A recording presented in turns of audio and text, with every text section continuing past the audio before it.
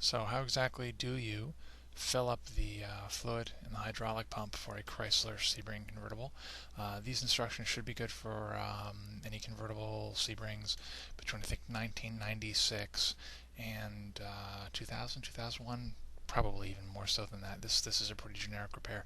Um, a common problem with the hydraulic pumps is that they lose fluid and it keeps them from opening or closing. And fixing it's really easy. All you need to do is top off the fluid with more automatic transmission fluid, but I think that most people don't know exactly where the pump is or exactly what they're doing. Now, the instructions that I found on about.com, and here's a link.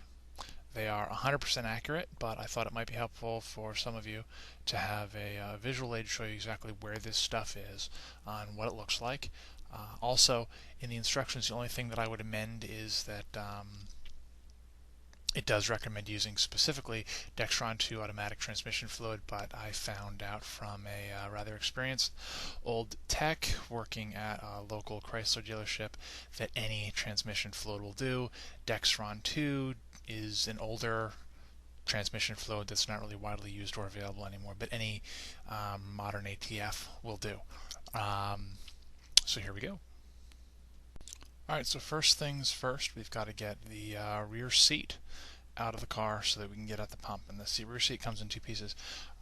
The first part is very easy. It's the bottom of the seat that you're looking at now, and I've marked the two spots underneath the seat where there are retaining clips, and these are the only two things that really needed to be fiddled with to get the bottom of the seat out.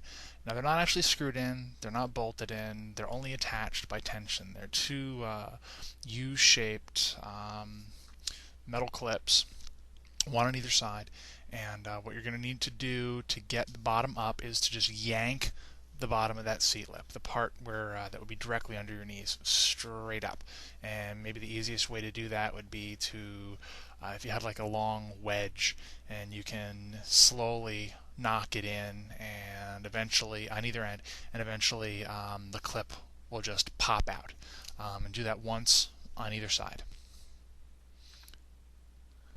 Alright, now that the bottom's out, let's move on to the back. Now the back is actually bolted in. It's actually held down by two bolts and two clips. First, let's take a look at the bolts. They're directly underneath the seat back itself. There are two of them, and they actually go through this bracket that is used to secure the retainers for the seat belt. Once those two bolts are off, that bracket comes off, as will the seatbelt retainers, and then the seat back in its entirety is free to come out. Now, those are the two bolts. Now, where are the two clips? The two clips are right here, and I've got those indicated with the two arrows. We'll lift the seat straight up, out it comes. And now that that's out, we're looking at the acoustic padding that's directly behind the seat. And we need to pull that out and flip it down in order to get a clear view of the pump. And then once that's down, there's the pump. Yeehaw! And on to the fun stuff.